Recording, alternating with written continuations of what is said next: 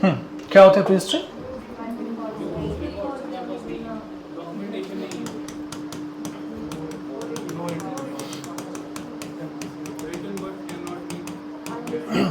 No written record, then how we know about this history? क्योंकि अगर हमने किसी पार्ट को प्री हिस्ट्री कहा है तो हम कैसे इस वक्त के बारे में जानते हैं जब ना कुछ लिखा हुआ है ना हम कहीं से पढ़ रहे हैं?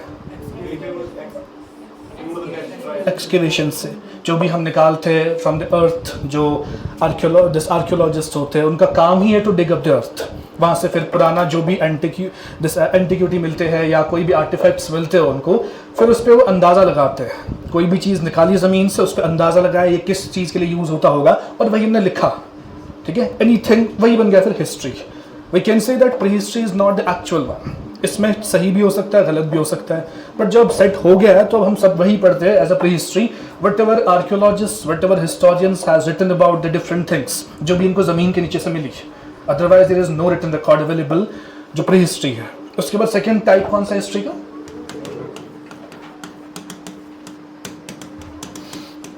Proto history. क्या होता है? रिटन रिकॉर्ड्स तो है इसके, हाँ,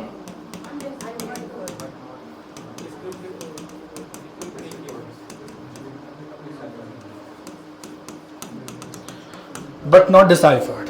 यानी कि रिटन रिकॉर्ड्स मिलते हैं हमें, कुछ किसी ने लिखा है उसके उस वक्त में कुछ, लेकिन आज तक वो किसी को समझ नहीं आया लिखा क्या है इसमें।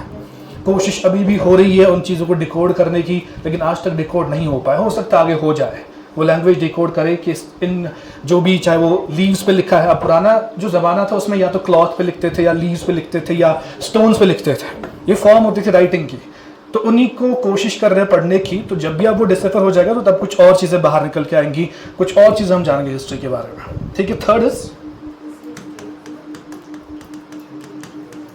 History itself. इसमें क्या होता है? Well defined,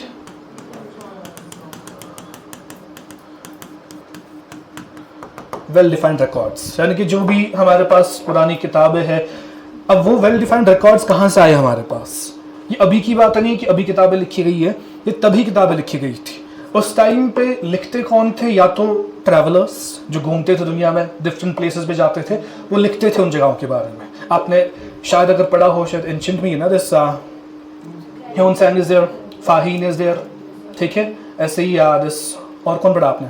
traveller, foreign traveller, Megasthenes was there, and नहीं, वो थोड़ी ट्रैवलर था, वो तो यहीं का था। कोई और? हेरोडोटस। किस किंगडम में थी हेरोडोटस? मौर्यन से लड़ रहे थे वो, ठीक है। खैर अभी एंशिएंट हिस्ट्री में डीप नहीं जाऊंगा मैं, आपने पढ़ा है ancient history, only needs revisions, ठीक है। ये हिस्ट्री जिस स्पीड से याद होती है उसकी डबल स्पीड से भूल जाता है history, so you need multiple revisions. और जब भी रिविजन करो लास्ट पे हिस्ट्री रखा करो।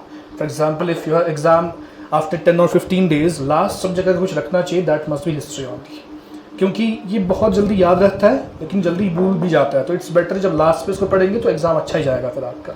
Never revise history at the first place, ठीक है। So keep these things in mind. Sir Singh की जो ये वाला हिस्ट्री है, हिस्ट्री इसमें वेल डिफाइंड रिकॉर्ड्स होते हैं। ये कौन थे? ट्रैवलर्स जो होते थे पहले, जो एक मुल्क से दूसरे मुल्क जाते थे, घूमते रहते थे, तो फिर वो लिखते रहते थे उस जगह के बारे में, ठीक है। जैसे ह्यून सैंग के बारे में हम पढ़ते हैं, वो यहाँ पे आए, डिफरेंट किंगडम्स में आए यहाँ पे वो, ठीक है। चाहे वो चालुक्याज उस टाइम पे रूल कर रहे थे, चाहे वो गुप्ताज रूल कर रहे थे, ठीक है। तो उस टाइम पे ही वॉज हेयर, तो वो लिखते ही जा रहे थे यहाँ के किंगडम्स के बारे में, यहाँ के जियोग्राफिकल लोकेशंस के बारे में, what ever he was saying, the saying he was writing those things. वही बन गया फिर सोर्स, उसी को हम कहते हैं वेल डिफाइंड रिकॉर्ड्स। अब जो उन्होंने लिखा, उन्होंने अपनी लैंग्वेज में, चाइनीज लैंग्वेज में लिखा, ठीक है, तो वो समझते हैं लोग, इसीलिए वो हमारे पास वेल डिफाइंड रिकॉर्ड्स की तरह काम कर रहे हैं अभी। और फिर हमने उसी को कन्वर्ट किया हिंदी में, इंग्लिश में, तो वही चीज़ें हम सीख रहे हैं अब। What ever you have, you can say that studied about the different kingdoms, चाहे आपने शुरू से जहाँ से भी पढ़ा, चाहे आपने महाजनपद के बारे में पढ़ा, चाहे आपने डिफरेंट हरियंका डायनास्टी के बारे में, शिशुनाग डायनास्टी थी, नंदा डायनास्टी थी, मौर्यन डायनास्टी थी, पोस्ट मौर्याज आ गए, उसमें थे दिस शुंगास, कानवास, सतवाहनास। पोस्ट मौर्याज में बाहर से जो आए थे, Indo Greeks were there, questions were there, this और कौन थे आउटसाइडर्स में? शाकाज एंड पार्थियंस, ये 4 डायनास्टीज बाहर से थी। फिर हमने देखा नॉर्थ और साउथ अलग हो गया, ठीक है। नॉर्थ में गुप्ताज आए, पुष्यभूति डायनास्टी आई, पाल डायनास्टी आई, राष्ट्रकूटाज आए, प्रतिहार डायनास्टी आ गई। साउथ में अलग डायनास्टीज थी, साउथ में चेराज थे, चोलाज थे, पांड्याज थे, चालुक्याज भी बीच में कहीं पे टाइम फ्रेम में सेट हो गए थे, तो उन्होंने भी काफ़ी टाइम तक रूल। पुष्यभूति डायनास्टी, हर्षवर्धन, ठीक है, इनकी भी अलग डायनास्टी थी। ये सब डायनास्टीज रूल कर रहे थे, but we have all of the records written about these dynasties right from Mahajanapadas. उससे पहले का जो वक्त था, जो आपने आईवीसी डिस्कस किया होगा इन एंशिएंट हिस्ट्री, आईवीसी के बारे में लिखा तो बहुत कुछ है, लेकिन वो वही है प्रोटो हिस्ट्री। आईवीसी के बारे में जो भी आप लिख चुके हो अभी तक एंशिएंट हिस्ट्री क्लास में, that all belongs to proto history, because whatever has been written, किसी को आज तक समझ नहीं आया है कि आईवीसी के सील्स में क्या लिखा था, आईवीसी के स्कल्पचर्स पे क्या लिखा, आईवीसी के मैन्युस्क्रिप्ट्स पे क्या लिखा हुआ, वो किसी को समझ नहीं आया है, ठीक है। सो ये 3 टाइप्स किसके, हिस्ट्री के। अब रही फिर डेट्स की बात, हिस्ट्री में डेट्स इंपॉर्टेंट होते हैं। So I will say from medieval history important बनते हैं डेट्स। एंशिएंट में उतना इंपॉर्टेंट डेट्स है नहीं, डेट्स पे उतनी ज़्यादा क्वेश्चंस होते भी नहीं है, तो it's actually on the kingdoms, chronology पे ज़्यादा सवाल होते हैं एंशिएंट हिस्ट्री में। आप कोई भी एग्जाम उठा लो, JKPSC, UPSC, आपका JKSS भी जो भी है, वो क्रोनोलॉजी पे क्वेश्चंस पूछते रहते हैं। तो dates are not that much important. मैं फिर से कह रहा हूँ, क्योंकि डेट्स इंपॉर्टेंट नहीं है, क्योंकि जो पुरानी हिस्ट्री है it's not exact, it's not the actual date. अब ये बनाया है हमने खुद से, हिस्टोरियंस ने बनाए हैं डेट्स, तो इसीलिए ज़्यादा फोकस डेट्स पे नहीं होता। लेकिन जो मिडिवल हिस्ट्री होगी हमारी, इसमें एग्जैक्ट डेट्स वही है, बैटल्स जो भी हो गए, जो भी साल थे वो एग्जैक्ट वही साल थे, तो ये सारा एक्चुअल इन्फॉर्मेशन है। So that is why medieval history से डेट्स हमारे लिए इंपॉर्टेंट बनते हैं। अब डेट्स 2 फॉर्म के होते हैं हमारे पास, AD और BC। क्या होता है AD?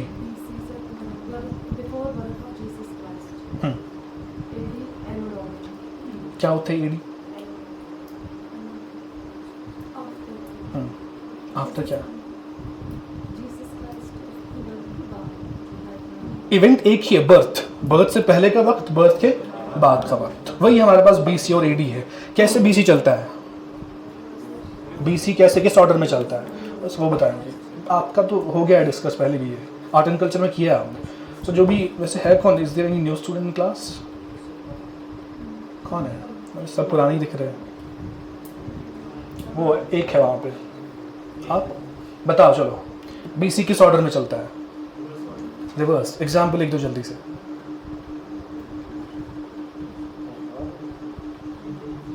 दे दो जल्दी। चलो आप बताओ, क्या नाम है इनका?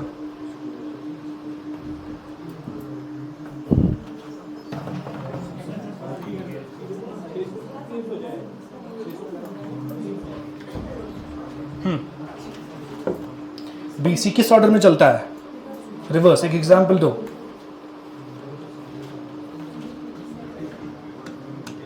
मैंने लिखा 500 BC, ठीक है, और लिखा 200 BC। बड़ा कौन है? 200, क्योंकि रिवर्स में टाइम चलता है। लाइक दिस, ये एक इवेंट है, 0 इवेंट। यहाँ पे किसका हो गया? Birth of Jesus Christ. इसके आगे जो भी है वो नॉर्मल टाइम चलता है, जिसे हम AD कहते हैं। जैसे 1 2 3 4 ग्राफ पेपर में हम पढ़ चुके हैं, 10 तक यही सीखते हैं हम। यहाँ से रिवर्स में चलता है, -1 -2 -3। ये है BC। तो -3 और -2 में बड़ा कौन है? -2। वक्त ऐसे चलता है, ठीक है। इसीलिए BC जहाँ तक है ये रिवर्स ऑर्डर में चलेगा। 500 से 400 आगे चल रहे हैं, 400 से 300 आगे चल रहे हैं, 300 से 200 ऐसे ही, जब तक 0 आ गया, जब बर्थ हो गया जीसस क्राइस्ट का, वहाँ से फिर नॉर्मली वक्त चलने लग गया। 1 2 3 4, जैसे क्रोनोलॉजी हमारे पास न्यूमेरिकल्स की होती है, ठीक है। So that is about time. अब रही बात हमारी जो हिस्ट्री है, थोड़ा सा मैं आपको पूरा एंशिएंट हिस्ट्री से पूरा वही टाइमलाइन फिर से बताऊंगा। बैकग्राउंड क्या है डिफरेंट किंगडम्स का, कौन सी किंगडम किस वक्त पे, और सबसे इंपॉर्टेंट चीज़ क्रोनोलॉजी, जो मुझे भी दिखी नहीं आपने लास्ट का Chalukyas, it must be the Cholas, जो लास्ट से पढ़ने होते हैं, क्योंकि चोलास से ही फिर आगे फिर आपकी मिडिवल हिस्ट्री शुरू हो जाती है। चालुक्यास कहीं बीच में है, चालुक्यास और पल्लवास वो आपस में लड़ते रहते थे, ठीक है। आई विल शेयर दो स्टोरीज ऑल्सो। एक या कल तक मैं यही पहले डिस्कस करूंगा, उसके बाद we will start the medieval actual medieval history, ठीक है। सो जो हिस्ट्री हमारी है ये कहाँ से शुरू होती है? हिस्ट्री कहाँ से शुरू होती है? स्टोन एज से।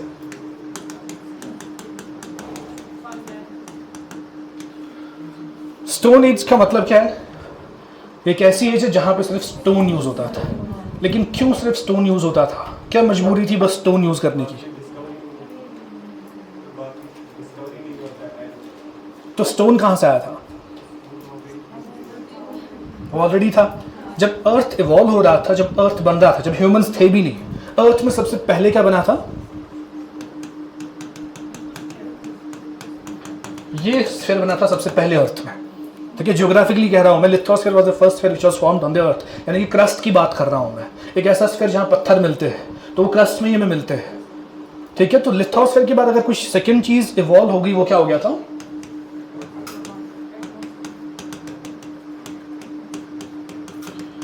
एटमॉस्फेयर जो हम देख रहे हैं, layers of atmosphere, troposphere, stratosphere, mesosphere, ionosphere, exosphere, जो भी स्फीयर्स है, एटमॉस्फेयर दूसरे नंबर पे बना था। फिर तीसरे नंबर पे अगर अर्थ पे कुछ बना था, वो क्या था?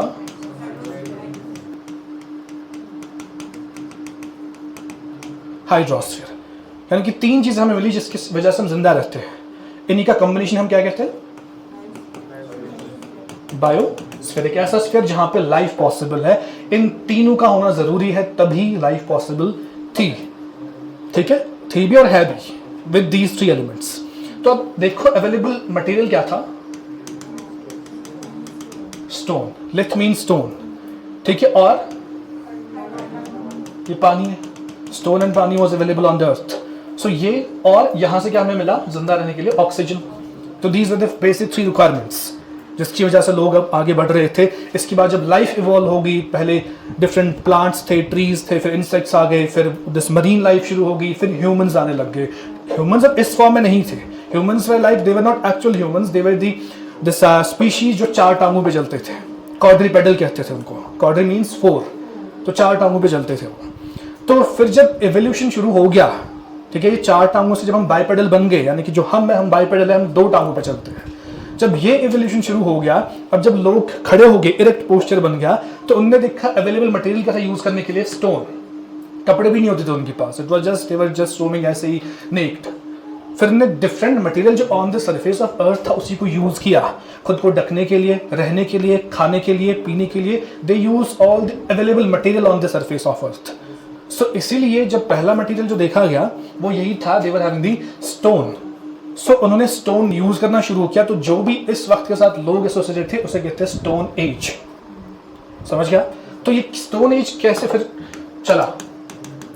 स्टोन एज, अब देखो, जब पहले शुरू हो गया लाइफ, जब होमो इरेक्टस शुरू हो गए, ठीक है, उससे पहले क्या थे? निएंडरथल्स। निएंडरथल्स में एक्चुअली एक ऐसा स्पीशी था जो चार टांगों पे चलते थे। जैसे हम देखते हैं चिंपैंजी, गोरिल्लास, वो चार टांगों पे चलते हैं। ठीक है, दो आगे वाले लिम्स है, दो पीछे वाले लिम्स है। लेकिन जब इरेक्ट पोस्चर शुरू हो गया, उन्हें कहा गया होमो इरेक्टस। तो होमो इरेक्टस जब शुरू हो गए, तो अब रेस थी किसके लिए? जिंदा रहने के लिए। सर्वाइवल ऑफ फिटेस्ट आपने सुना होगा, डार्विन कहते हैं सर्वाइवल ऑफ फिटेस्ट। जिंदा वही रहेगा जो फिट है। फिट मतलब, अब मैं फिजिकल फिटनेस की बात नहीं कर रहा हूं, fit means who know how to survive, वही जिंदा रहता है। तो वही रेस चल रही थी उस वक्त में, 5 लाख साल पहले, 5 लाख BC की बात कर रहा हूं मैं। ठीक है, तो उस टाइम पे सर्वाइवल ऑफ फिटेस्ट सब ढूंढ रहे थे, सब तरीके ढूंढ रहे थे जिंदा रहने के लिए। अब जिंदा रहने के लिए आपको क्या चाहिए? खाना पीना चाहिए। हाइड्रोस्फीयर तो था, पानी अवेलेबल था। अब सबसे इंपॉर्टेंट क्या था? खाना, the food which they were actually searching for. तो उनके पास जो नेचुरल ऑप्शन अवेलेबल था वो क्या थे? जंगल। जंगलों में जो भी फ्रूट्स होते थे, नट्स होते थे, whatever they were finding in the forest, they were consuming that. यानी कि हर रोज उनको सुबह निकलना पड़ता था, दिन भर कलेक्शन करना पड़ता था डिफरेंट मटेरियल का, शाम को वापस अपने घर आते थे, जहां भी जैसे भी रहते थे, फिर उसी को कंज्यूम करते थे, वैसे जिंदा रहते थे। उसे कहते थे subsistence. Subsistence means to survive. ठीक है, तो they were actually collecting the material from forest. But once what happened, मौसम भी बहुत उस टाइम पे, जो ये इसकी बात कर रहा हूं मैं, 5 लाख साल BC पहले, उस टाइम पे आइस एज थी दुनिया में, यानी कि आइस से ढका हुआ था सब कुछ, तभी उसे कहते हैं आइस एज। तो मौसम भी बहुत खराब रहता था, क्लाइमेट भी बहुत एडवर्स क्लाइमेट था। तो एक दिन वो बाहर नहीं जा पाए टू कलेक्ट दी फूड, लेकिन अब जिंदा तो रहना था।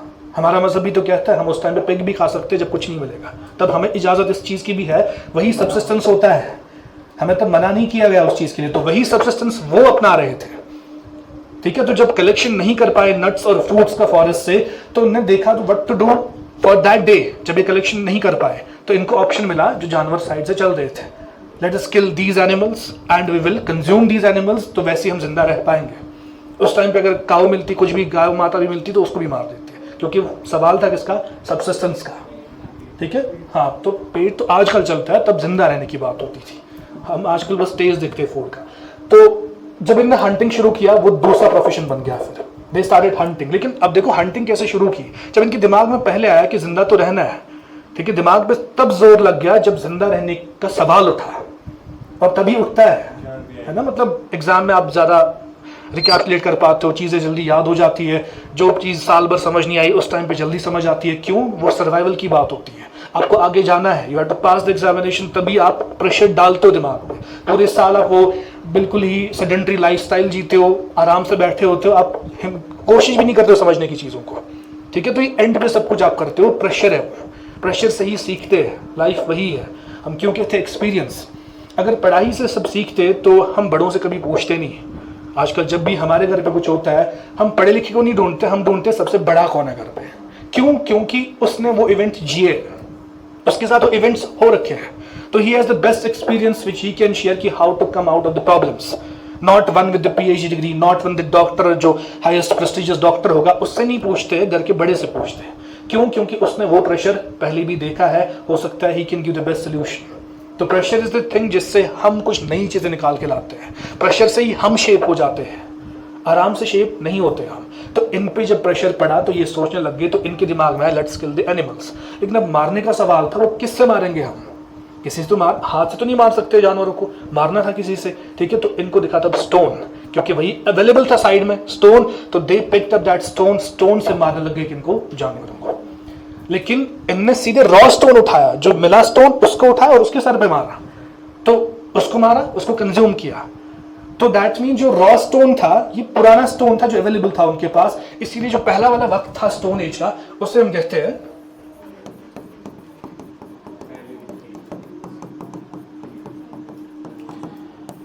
Palaeolithic age. Palaeo means old, lith means stone. मैं अभी यही कह रहा था आपसे, वो एक पुराना फॉर्म था स्टोन का, इन्होंने उसके साथ कोई चेंज नहीं किया, इन्होंने एज इट इज स्टोन को उठाया, उसको यूज किया एज ए टूल तो kill the animals for the survival on the, ठीक है। जो टाइम फ्रेम आप देखो, ऊपर से मैं आपका टाइम फ्रेम बताऊं, पूरा स्टोन एज जो है कहां से कहां तक चला, 5 लाख टू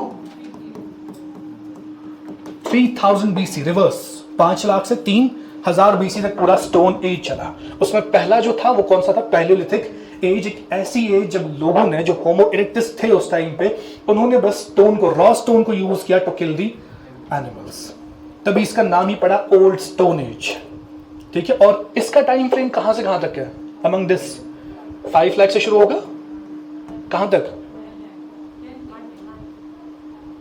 कहां तक, 10,000 BC तक पूरा पैलियोलिथिक कहां से चलता है, 5 लाख से 10,000 BC तक, ठीक है।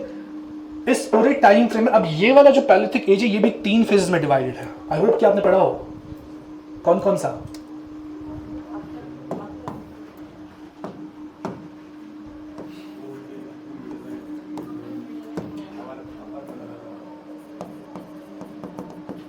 एक तो लोअर पैलियोलिथिक, मिडिल पैलियोलिथिक और अपर पैलियोलिथिक। यही टाइम फ्रेम 5 लाख से 10,000 BC जो है, ये डिवाइड हो गया 3 और फेजेस में।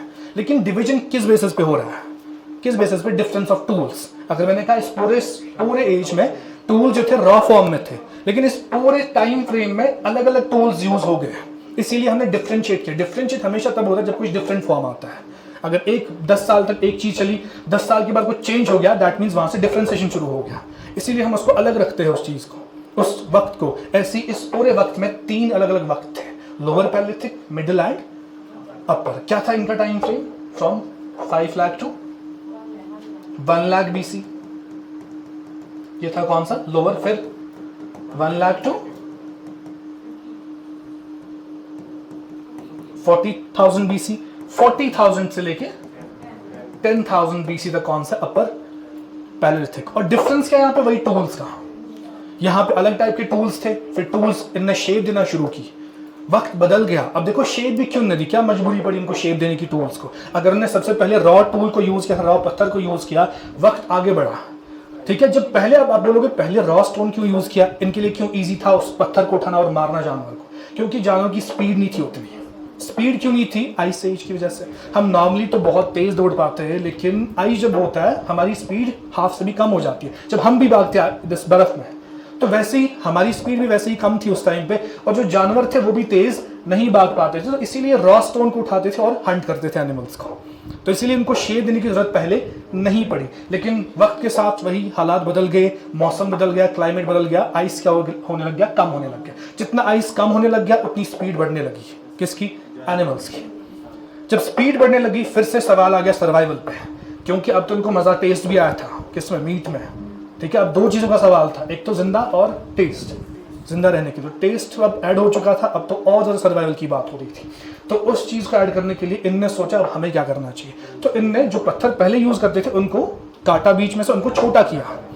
तो वही फिर अलग वक्त बन गया। यहाँ पे बड़े वाले पत्थर यूज होते थे, यहाँ पे उससे छोटे वाले पत्थर। फिर जब और आगे बढ़े हम, और आइस पूरा मेल्ट हो गया, यानी कि आइस एज पूरा खत्म हो गया, वही जानवर अब तेज और ज्यादा भागने लगे, और नए नए जानवर ऐड होने लगे, स्पीशीज, चीता, टाइगर, ये सब आने लग गए। ठीक है, तो उनको मारने के लिए अब क्या आपको करना था? यहां तक मिडिल पैलियोलिथिक तक आप जानवरों के साथ भागते भी थे, भागते भागते उनको मारते थे। लेकिन जो ये वाला वक्त था, यहाँ पे अब ऐसे जानवर आ गए थे, आप उनके साथ भाग नहीं सकते थे, यानी कि वो आपसे 100 टाइम्स ज्यादा तेज भागते थे। तो इट वॉज नॉट पॉसिबल आप उनके साथ, उनके पीछे भाग के उनको हंट करो। सो अब ऐसे टूल्स चाहिए थे जो एक ही जगह पे खड़े होकर यूज कर सकते थे, चाहे कितनी भी डिस्टेंस पे जानवर हो, उसको वहां पे हंट करना है। ठीक है, इसीलिए यहाँ पे टूल्स चेंज हो गए। अब बो एंड एरो आ गया, तीर कमान जिसे हम कहते हैं, वो एक ही जगह पे वो चलाते हैं तो हंट करते थे। तो इसीलिए सिर्फ on the base of tools, देखो 3 क्राइटेरियाज है इस वक्त के। एक तो टूल्स थे जो अलग अलग थे इन 3 टाइम फ्रेम्स में, और क्या था? क्लाइमेट, मैंने कहा ना मौसम चेंज हो रहा था जिसकी वजह से टूल्स चेंज हो रहे थे। ठीक है, टूल्स एंड क्लाइमेट, और ह्यूमन एवोल्यूशन भी हो रहा था। ह्यूमन एवोल्यूशन इसी वजह से हो रहा था। ह्यूमन एवोल्यूशन अलग से नहीं हो रहा था। बायोलॉजी आपको ये नहीं बताएगा, बायोलॉजी आपको बताएगा सिर्फ ह्यूमन एवोल्यूशन में क्या हो गया। लेकिन ह्यूमन एवोल्यूशन हुआ कैसे? जब वो जिंदा रहने की कोशिश कर रहे थे, उनका डिफरेंट फॉर्म आ रहा था। हम जिराफ देखते हैं, जिराफ की कितनी लंबी नेक होती है। वो नेक कैसे लंबी हो गई है? सर्वाइवल ऑफ फिटेस्ट की वजह से। क्योंकि एक वक्त था जब जानवरों के पास नीचे लीव्स अवेलेबल थी, जब लीव्स खत्म हो गई नीचे, अब बच गया था हायर कैनोपी। कैनोपी समझते हो? पत्ते जो होते हैं दरख्त के, हायर कैनोपी। उस टाइम पे जिराफ ने अपनी गर्दन मतलब ऊंचा उसको किया, अपने आप को, गर्दन बाहर निकल गई और नेक लंबा हो गया। यानी कि जो अब नई रेसेस आ गई वो उनकी नेक्स्ट क्या हुई? लंबी हो गई। तो वही था सर्वाइवल ऑफ फिटेस्ट। अब समझ लो, वैसे यहाँ पे था कि एवोल्यूशन हो रहा था ह्यूमंस का। ठीक है, जैसे इस वक्त में पूरे पैलियोलिथिक एज में, इनकी बात कर रहा हूँ, लोअर पैलियोलिथिक में यहाँ पे होमो निएंडरथल्स थे, फिर आगे होमो इरेक्टस, होमो निएंडरथल, होमो इरेक्टस मतलब जो खड़े हो गए 2 टांगों पे, फिर आगे कौन? होमो सेपियंस, जो हम है। अब जो हमारा आजकल का फॉर्म है ये होमो सेपियन ही है, हमें होमो सेपियन सेपियंस कहते हैं, डबल सेपियंस लगाते हैं हमारे लिए आजकल। लेकिन होमो सेपियंस यही आए थे इस वक्त में जो एक्चुअल ह्यूमंस की फॉर्म में थे। तो 3 चीजों पे हम डिफरेंशिएट करते हैं इस पूरे वक्त को। एक तो the types of tools used in these different periods, climate, ice age धीरे धीरे खत्म हो रहा था, क्लाइमेट अब सही हो रहा था, गर्मी अब आ रही थी, ग्लेशियल पीरियड खत्म हो रहा था, और ह्यूमन एवोल्यूशन हो रहा था। ठीक है, ह्यूमन एवोल्यूशन कैसे? जैसे जैसे जानवर तेज होते जा रहे थे, ह्यूमंस मजबूर होते थे सोचने पे। हम पढ़ते बायोलॉजी में evolution of brain. Evolution of brain ऐसे ही खुद से नहीं हो गया। एवोल्यूशन ऑफ ब्रेन तब हो गया जब वो सोचने पे मजबूर हो गए कि हम कैसे हंट करें अब एनिमल्स को, हम कैसे खुद को जिंदा रखें। तो उस सोचने की वजह से ब्रेन का साइज बड़ा होने लग गया। तो जब ब्रेन का साइज बड़ा होने लग गया, जो स्कल था वो भी बड़ा होने लग गया, तो स्कल में चेंज आई। तो it was all actually the race to survival, which actually led to the human evolution, which led to this climate change, which led to the change in tools. ठीक है, तो ये सब वक्त यहां तक आया, कहां? 10,000 BC तक। फिर इसी स्टोन एज की अगर मैं बात करूं, स्टोन एज का नेक्स्ट फेज कौन सा था?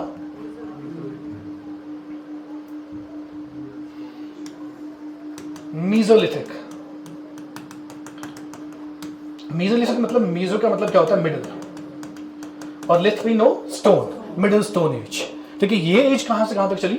From 10,000 BC to 6,000 BC। यहां तक हम 10 तक पहुंचे थे 5 लाख से।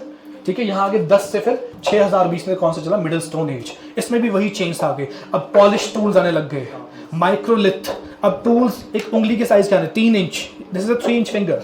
ठीक है, 3 इंच के टूल्स आने लग गए, डिफरेंट तरीके आ गए उनको चलाने के।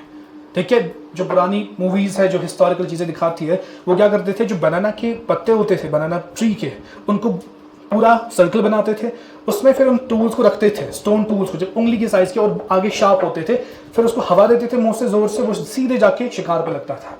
और उसमें क्या करते थे, उसको जहर लगाते थे उसके आगे। अगर शार्प टूल होता था, मान लो एक छोटा सा इतना टूल है, या आगे शार्प है, ठीक है, यहाँ पे उसको क्या करते थे, वो पॉइजन स्प्रेड करते थे। जैसे फ्रॉग्स जो जानवर होते थे उनसे पॉइजन निकालते थे, फिर यहाँ पे ऐड करते थे।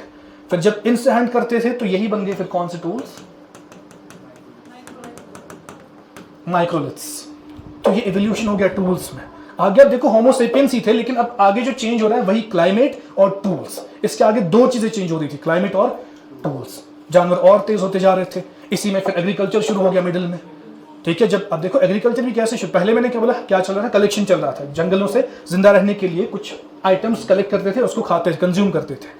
फिर दूसरा क्या आ गया, दैट दे स्टार्टेड हंटिंग, ठीक है। तो हंटिंग में व्हाट दे सॉ, जो नेचुरल फ्रूट्स थे, तो जो एनिमल्स थे, अब देखो हंटिंग पहले जो हंट करते थे उसको खाते थे, फिर नेक्स्ट हंट करते थे, यानी कि एक जानवर को मारा, उसको कंज्यूम किया, फिर एक और बार हंट किया। लेकिन वक्त के साथ साथ जो पूरा ये वाला वक्त चला, इनको समझ आया क्यों ना हम एक साथ डंप करके रखे एनिमल्स को, फिर जब जरूरत होगी उनको मारेंगे और खाएंगे, कंज्यूम करेंगे उनको। तो उससे शुरू किया डोमेस्टिकेशन। कहा कि अब हर रोज कौन सा टेंशन लेना है, 5 दिन के बाद फिर से जानवर ढूंढना है, तो लेट्स डू वन थिंग, ये 5 दिन जो बीच में है, हम इसमें भी जानवरों को लाते हैं, उनको जमा करके डोमेस्टिकेट करते हैं। तो डोमेस्टिकेट किया। अब जब जानवर इनके पास थे तो उनका जो वेस्ट था, दैट वाज नेचुरल थिंग, कि वेस्ट उनका गिरता था नीचे। तो वही फ्रूट्स कहाँ लाते थे, नट्स, जंगलों से। तो उसका वेस्ट एक दिन गलती से पड़ गया किसमें, वेस्ट में, और वहां पे ट्री होके बाहर आ गया। दैट वाज एक अदर उनके लिए डिस्कवरी थी कि ट्री उग गया वहां पे। इनको समझ आया, इनको लगा कि जो वेस्ट था इसमें कुछ है, तभी वहां पे पेड़ हुआ। तो इनने उसको यूज किया, वही बन गया फिर ऑर्गेनिक फर्टिलाइजर। काउडंग जैसे आजकल यूज होता है, ऑर्गेनिक बायो फर्टिलाइजर्स कहते हैं उनको हम। तो वही यूज हो गया एज ए फर्टिलाइजर। यानी कि डोमेस्टिकेशन के साथ साथ यहाँ से एग्रीकल्चर शुरू हो गया। वो इस पीरियड में हो गया था, मीजोलिथिक एज में। तो अब कहाँ हम पहुंच गए, इकोनॉमी हम पढ़ते हैं या जब हम ज्योग्राफी एक्चुअली पढ़ते हैं, हम देखते हैं primary activities, secondary activities, tertiary activities. Primary activity यही थी जो इन्होंने किया था। सबसे पहले शुरू किया था कलेक्शन, फिर की हंटिंग, फिर किया एग्रीकल्चर। एग्रीकल्चर भी जब किया, साथ साथ ने देखा मछलियां भी है, तो फिशिंग भी शुरू हो गई। बस वो कंज्यूम कर रहे थे, what ever they were seeing, जो उनके लिए ईजी था लेना, वो ले रहे थे और कंज्यूम कर रहे थे। तो यही चेंज आ गई कहाँ पे, मेसोलिथिक में। टूल्स और छोटे हो गए, माइक्रोलिथिक टूल्स आ गए, और एग्रीकल्चर शुरू हो गया। इनफैक्ट डोमेस्टिकेशन भी यहाँ हाई स्केल पे शुरू हो गया था, ठीक है। फिर आगे हम कौन सा, नियोलिथिक, यानी कि न्यू स्टोन एज, ठीक है। माइक्रोलिथ्स ज्यादा यूज होने लगे किसमें, न्यू स्टोन एज में। अब बड़े वाले हथियार जो थे टूल्स थे पत्थर के बने, वो अब यूज नहीं हो रहे थे, पॉलिश टूल्स आए अब, ठीक है। हैंडल्स, हैंड एक्स में सबसे पहले क्या था, इट वाज लाइक दिस, इसको यूज करते थे हाथ से, फिर ऐड हो गया इसमें हैंडल, कुछ ऐसा बन गया। तो ये यहाँ सब easiness, you can say the easy way to use the tools, वो यहाँ पे शुरू हो गया, पॉलिश टूल्स आ गए। और एक और जो इंपॉर्टेंट थिंग थी, इस एज में फायर को कंट्रोल करना सीख गए थे लोग। फायर डिस्कवर नहीं हो गया था, फायर डिस्कवर यहाँ पे हो गया था अपर पैलेलिथिक में। दो चीजें देखो, हिस्ट्री जो आजकल पूछी जाती है इसको, तो अब देखो हम जानते हैं, जैसे अभी पोस्ट आए 30 पोस्ट ओपन मेरिट के, सिलेबस इजी है मेरे हिसाब से, जो भी है सिलेबस रखा हुआ है। अब डिफरेंट फॉर्म क्या कर सकते हैं, क्वेश्चंस तब बनाएंगे। क्वेश्चंस ऐसे ही बनते हैं, you have to actually see discover कब हो गया फायर, कंट्रोल कब किया फायर को, ठीक है। तो इसमें कंफ्यूजन होता है, कुछ बोलते हैं हाँ जी अपर पैलेलिथिक में है, कुछ बोलते हैं न्यूलिथिक में है, लेकिन दो अलग बातें हुई थी इसमें। डिस्कवरी कहाँ पे हुई थी, अपर पैलेलिथिक में। लोगों ने, जो पीपल थे होमोसेपियंस, उन्होंने कंट्रोल करना सीखा नियोलिथिक में। कंट्रोल मतलब उसको बुझाना भी सीखा। Control and discovery are the two different things. तो दीज आर द पॉइंट जहां आपको पूरा अपने आप को बोलते हैं ना कि मतलब you have to keep updated yourself, control and discovery, इसी में सवाल बनते हैं। अब वहां पे वही क्वेश्चन होता है, when in which age fire was controlled, तो हम उसको डिस्कवरी के साथ कंफ्यूज करते हैं, तो गलत जवाब देते हैं। सो इतना प्रिसीजन होना चाहिए आपका हिस्ट्री में, exact information must be there, ठीक है। सो यहाँ पे वो चीज़ ऐड हो गई, इसमें कंट्रोल करना सीख गए लोग कि आग अगर लगाते हैं हम तो उसको बुझाना कैसे है, ठीक है ना। सो ये था पूरा स्टोन एज। अच्छा, नियोलिथिक की अगर मैं बात करूँ, ये कहाँ से कहाँ तक चला, 6000, देखो यहाँ तक 6000 कंप्लीट हो गया था मेसोलिथिक तक, 6000 से लेकर 3000 BC तक, यही था पूरा फ्रॉम 5 लाख टू 3000 BC। ये पूरा वक्त था कौन सा? स्टोन। जब लोग सिर्फ यूज कर रहे थे कौन सा मटेरियल? Stone for everything. वो बर्तन बना रहे थे स्टोन का, वो टूल्स बना रहे थे स्टोन का, वो अगर केव्स बना रहे थे स्टोन का ही बनता था सब कुछ, क्योंकि स्टोन ही अवेलेबल था। लेकिन क्यों कर रहे थे स्टोन वो यूज? सिर्फ स्टोन अवेलेबल था, बाकी कोई और डिस्कवरी नहीं हुई थी। That was the only option with these people to use. तभी इस पूरे एज को हम क्या कहते हैं? Stone age. इतना क्लियर हो गया? इसके बाद स्टोन एज के बाद जब हम आगे चले तो एक और पहली बार मेटल डिस्कवर हो गया। ठीक है, कौन सा? कॉपर और ब्रॉन्ज। कॉपर जिसे हम कहते हैं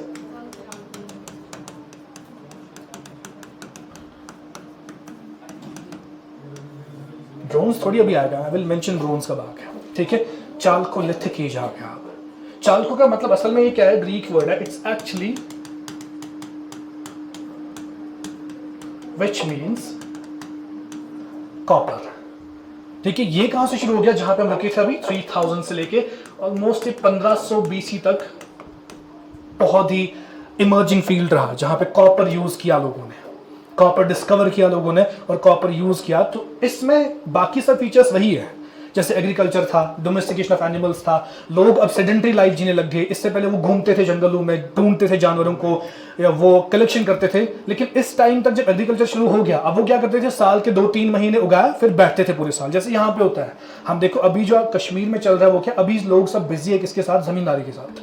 कोई राइस उगा रहा है, कोई कुछ और, कोई कुछ हॉर्टिकल्चर में, कोई चेरीज उगा रहा है, तो काम ही कर रहे हैं अभी। अब देखो अगस्त के बाद, सितंबर के बाद वही लोग बैठेंगे, कब तक? नेक्स्ट मार्च, अप्रैल तक, अप्रैल मई तक। तो वो क्या होता है? Sedentary lifestyle. और वो कुछ करते भी नहीं है उसमें, कुछ प्रोडक्टिव करेंगे क्या? हमारे पास वक्त है कुछ और करेंगे, ऐसा कुछ नहीं है। जो फार्मर्स की बात कर रहा हूँ मैं, ठीक है, वो बैठते हैं तब तक। तो इनका भी वही सब शुरू हो गया। ये वहीं से एक्चुअली शुरू हो गया, जब एग्रीकल्चर शुरू हो गया। ये साल के 3-4 महीने उगाने लग गए फसल, वही डंप करने लग गए, वही कंज्यूम कर रहे। अब ये सेडेंटरी लाइफस्टाइल में जी रहे थे इन दिस कॉपर एज। अब मेटल भी डिस्कवर हो गया, अब ये बर्तन बना रहे थे, अब ये डिफरेंट स्कल्पचर्स बना रहे थे, कॉपर से मटेरियल बनता जा रहा था। ठीक है, सो दैट इज व्हाई इस पूरे एज को right from 3000 to 1500 BC it's called age chalcolithic age. The only new addition is the addition of copper. बाकी जो हमने देखा स्टोन एज में लाइफस्टाइल कैसे रहते थे, वो सारा लाइफस्टाइल किसमें चला था? कॉपर एज में भी या चाल्कोलिथिक एज में भी। लेकिन 1500 BC में क्या हो गया? इन 15 IVC कहां से? हाँ, इसी के बीच में, sorry I forgot to mention, इसके बीच में फ्रॉम 3000 टू 1500 BC, इसके बीच में इंडिया की तरफ आते हैं। ये मैं पूरे वर्ल्ड का भी कह रहा था, जब हम हिस्ट्री पढ़ते हैं ना, ये सब ये पूरी दुनिया का चल रहा था ये टाइम फेज। लेकिन इंडिया का यहां से हम अलग पढ़ते हैं, जैसे कि इसी टाइम पीरियड के बीच में कहां से? फ्रॉम 2600 से लेके 1500 BC। अब देखो ये इसी के बीच है ना, फ्रॉम 3000 टू 1500, इसी के बीच का वक्त है ये, 2600 से 1500 ही। इसमें इंडिया में एक सिविलाइजेशन आ गई थी, Indus valley civilisation, the first modern civilisation of the world. ठीक है, आई होप कि याद हो आपको क्यों मॉडर्न थी। अभी आपने पढ़ा होगा एंशिएंट में भी, क्यों मॉडर्न कहते हैं इसको? क्यों मॉडर्न कहते हैं? आपको भी नहीं पता है? आपको भी नहीं पता है क्यों मॉडर्न कहते थे? Reasons for tagging this civilization as the modern civilization of the world.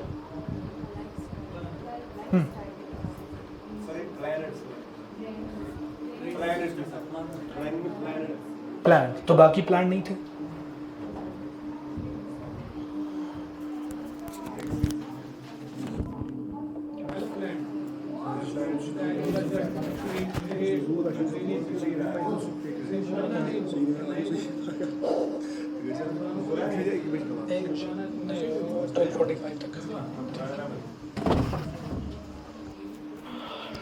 हाँ, वेल प्लान्ड, वो तो बाकी देखो उस टाइम पे जब ये थी, इस वक्त की अगर मैं बात करूं 26 से 1500 BC के बीच में दुनिया में और भी सिविलाइजेशंस थी। सुमेरियन सिविलाइजेशन, ईरान जिसे हम कहते हैं, आजकल बहुत हालात ख़राब चल रही है ईरान की, पिछले 3-4 दिन से, सब पता है, अपडेट है ना सब, इजराइल और ईरान में कॉन्फ्लिक्ट चल रहा है। उसे कहते थे सुमेरियन सिविलाइजेशन। चाइनीज़ लोग थे, चाइनीज़ सिविलाइजेशन, ठीक है, टर्की, इजिप्ट, मेसोपोटामियन सिविलाइजेशन, ये साथ साथ चल रहे थे। जब ये वक्त था ये सिविलाइजेशन भी थी, वो सभी प्लान थे, ऐसा नहीं था कि सिर्फ ये प्लान थी, वो सब सिविलाइजेशंस प्लान थी। But what made IVC different from दो सिविलाइजेशंस? हाँ, एक तो रीजन था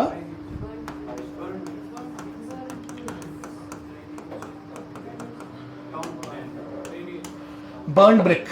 पहली बार कहीं पे बर्न्ड ब्रिक यूज हो गई थी। दैट मींस बर्न्ड ब्रिक कौन सा, जिसको हम आजकल देखते हैं, जो जिसमें आग लगाते हैं नीचे, फिर जो ब्रिक्स है उसमें रेड कलर चढ़ता है, ठीक है। वो कैसे, जब उसको जलाते हैं ब्रिक को, या हम उसमें कहते हैं बेक्ड ब्रिक, ठीक है। तो वो पहली बार अगर यूज किया तो इसी IBC ने इंट्रोड्यूस किया था बर्न्ड ब्रिक। जो बाकी सिविलाइजेशंस थी they were not using the burned brick. यही डिफरेंस है इस सिविलाइजेशन में, जिसकी वजह से मॉडर्न बन गया। फर्क क्या बर्न्ड ब्रिक और बाकी ब्रिक्स में? अच्छा, जो बाकी सिविलाइजेशंस थी, जो मैंने कहा, चाहे वो चाइना के लोग थे, चाहे वो मेसोपोटामिया के लोग थे, चाहे वो सुमेर के लोग थे, ईरान के लोग थे, वो कौन से ब्रिक्स यूज करते थे? सनड्राइड। वो भी वैसी ब्रिक्स बनाते थे, लेकिन वो सुखाते थे फिर सनलाइट में, ठीक है। फर्क क्या थी? ये बर्न्ड ब्रिक काफी ज्यादा स्ट्रॉन्ग थी as compare to sun dried bricks, ठीक है। तो ये इन्होंने इंट्रोड्यूस किया। और क्या था जिसकी वजह से स्पेशल थी ये या मॉडर्न थे? Gypsum coating and drainage. Drainage हम आज ही बनाते हैं, हमारी कॉलोनीज में ड्रेनेज सिस्टम्स है, लेकिन वो क्या करते हैं, वही पाइप्स लगाई, ठीक है, दिस मैन होल्स बनाए, तो वो ड्रेनेज है हमारे लिए, ठीक है।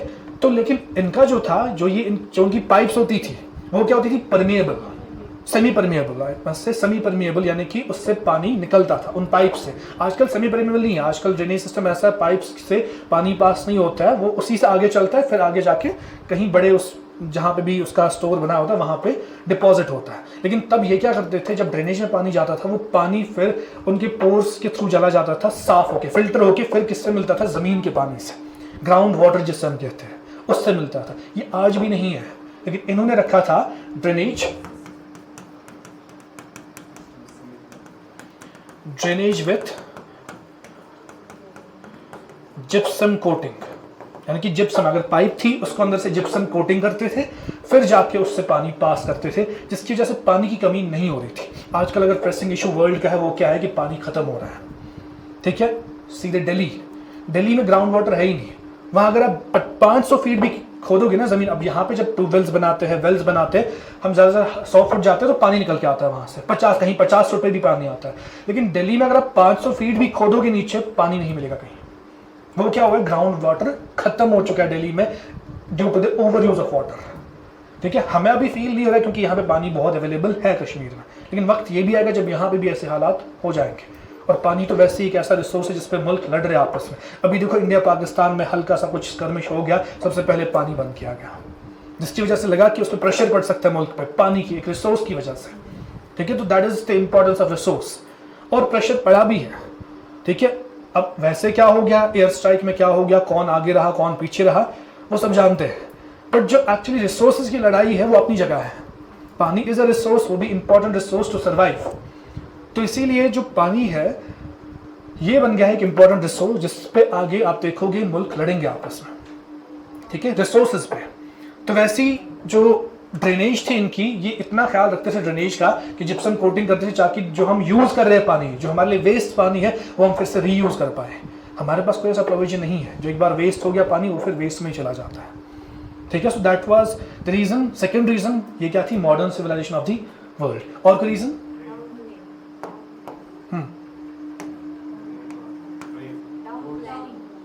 और great, that's not the trade and commerce से सबके साथ चल रहा था, वो तो सबका चल रहा था। Town planning, can mention this also. Town planning बाकी जगहों पे भी था, बट इन्होंने थोड़ा सा Indian history they glorify their things, तो let us keep the town planning also. Otherwise town planning was also in the other civilisations. और कोई reason? Granaries were there. Granaries बाकी जगहों पे थी, लेकिन इनमें स्पेशल क्या था, इन्होंने पोर्स बनाए थे ग्रैनरीज में। ग्रैनरीज समझता, एक ऐसा डब्बा बनाया, आज आप रखते होंगे जो फसल उगाते हैं घर पे, जो फसल उगती है, फिर वो स्टोर किस में रखते हैं, वुडन बॉक्स बड़ा सा होगा ना, उसी में रखते हैं, ठीक है, स्टोर।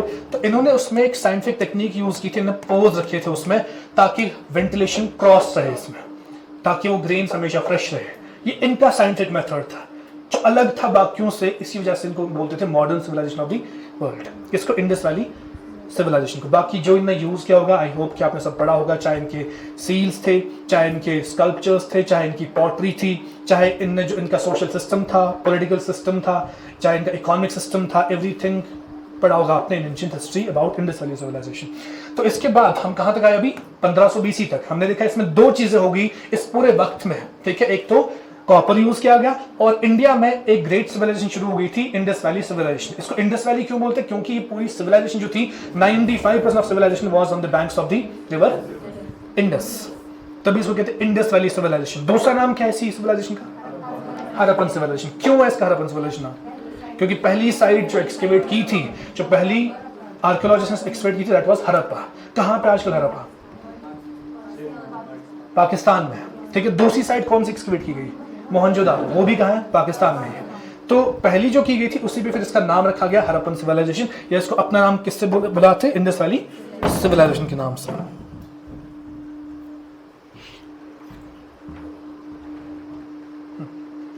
तो जो इंडस रिवर है, क्या इससे बाहर कुछ साइट्स थी इंडस वैली की? कौन कौन सी? चलो मुझे दिस 4 एक्सट्रीम एंड्स बताओ आप। North, east, west and south. 4 extreme ends बताओ जो साइट्स है इंडस वैली की, 4 डिफरेंट साइट्स।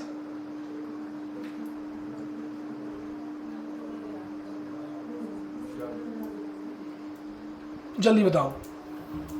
सवाल यहां से बनते हैं। लेट मी आस्क यू, सवाल इन सेक्शन से बनते हैं। बताओ, northern most extent in India.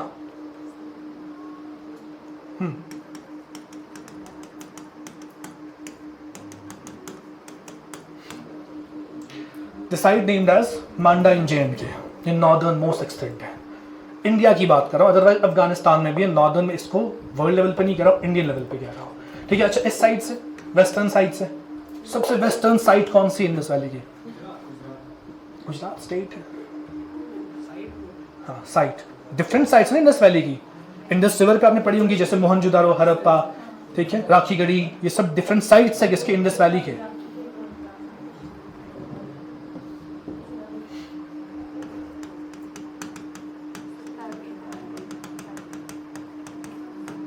The site named as Saptaganor. It is the westernmost extent of the Indus Valley civilization in India. यहाँ से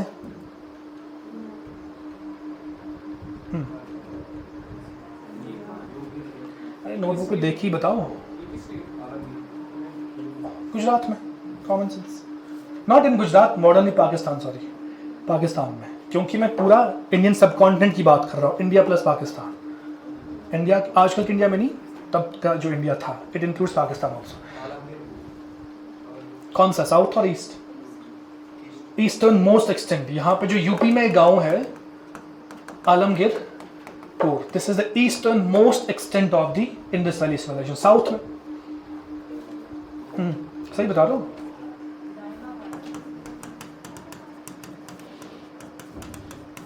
साउदर्न मोस्ट एक्सटेंट है ये, the location known as Daimabad. तो सवाल यहां से बनते हैं, ईस्टर्न एक्सटेंट कौन सा है, वेस्टर्न कौन सा है, नॉर्दर्न कौन सा है, साउदर्न कौन सा है, ठीक है। So this was the extent of Indus valley civilisation in Indian sub continent. Sub continent मेरा मतलब है जो उसमें भी पूरा हिंदुस्तान था, भारतवर्ष जिसे कहते हैं लोग। इसमें आजकल का मॉडर्न नेपाल आएगा, मॉडर्न भूटान आएगा, सिक्किम आएगा, बांग्लादेश आएगा, पाकिस्तान आएगा, अफगानिस्तान आएगा, उसे कहते थे भारतवर्ष। तो ये कौन सा था? Western most extent, southern, eastern and northern. Indus valley civilisation के बाद जब 1500 बीसी आ गया, वहां तक थे ये। 1500 बीसी में एक हिस्टोरिकल इवेंट हो गया इंडियन सब कॉन्टिनेंट में। वो क्या था?